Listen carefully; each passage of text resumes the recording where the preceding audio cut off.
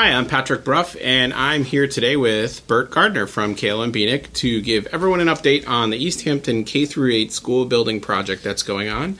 Over the last few months, you may have seen some of my pictures or videos that I've posted regarding the project.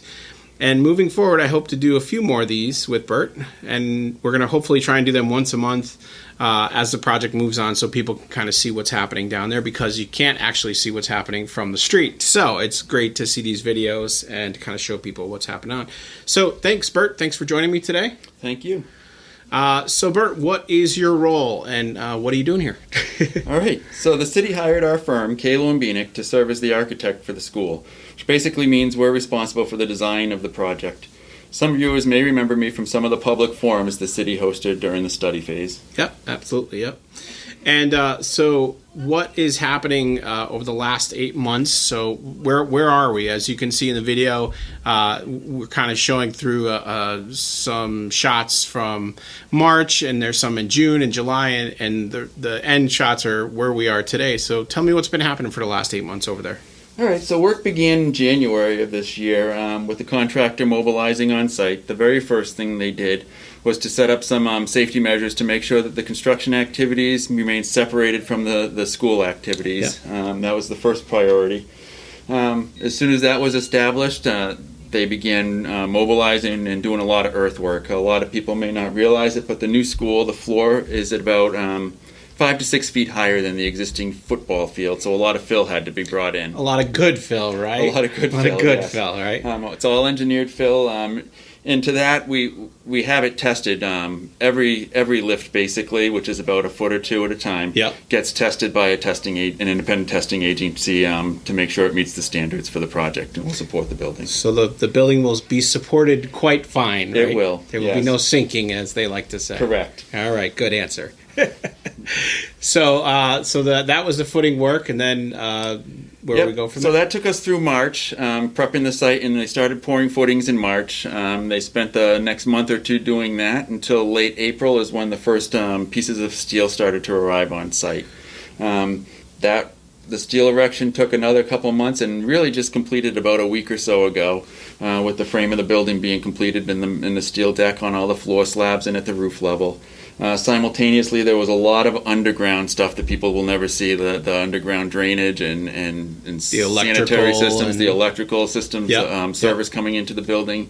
All of that has been happening kind of simultaneously outside the footprint of the building. Okay, yep. And so, and nobody will ever see that again, and probably didn't even notice it because, again, the school's been closed, since March. And it doesn't look like they're going to open again for at least a little bit, but that's kind of helped the project along a little bit as we move, because the students aren't there, the traffic's not there. That's really kind of helped things move along. So with the steel that's up now, things will really kind of start to move. I know that some of the video I shot was just back in June or July, and it's amazing how quick the steel contractors move things. With that being said, the other interesting part of the project is the roundabout that's up on the entrance to Park Street. So, and you can see here in the video, people have driven by it obviously already, and so tell us a little bit about that part of the project. Yeah, so this was an alternate. The city was looking for a traffic calming measure on Park Street, and we also had to deal with the additional traffic going in and out of the school once we bring the elementary school populations to the site.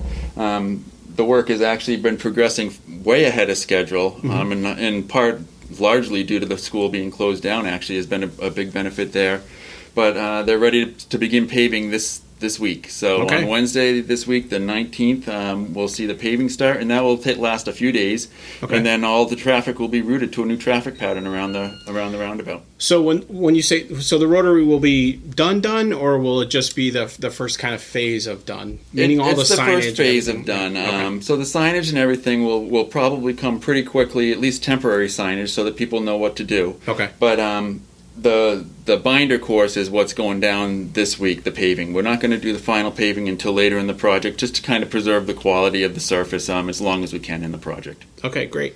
So as far as dates and what's happening, so some of the folks watching this may be the first time they're hearing, like, when are my kids going to be going to school in this new building? So what's kind of the projections right now? Fortunately, there's been no real significant delays due to COVID, and we're still on schedule for middle school students to move into the new building on January 2nd, I believe, of 2022. Okay. And then the elementary school students will move in September of 2022. All right, great. So everyone has at least a couple more, or at least a year. And with that being said, maybe 12 more videos we may be doing over the next few months. So thanks again. I really appreciate you being here. And if anyone has any questions, feel free to email the superintendent at the school department via their website. And of course, I don't have their email address, but I'll put it in the description for you. All right. Thanks again, Bert. All right. Thank you, Pat. Have a great day. You too.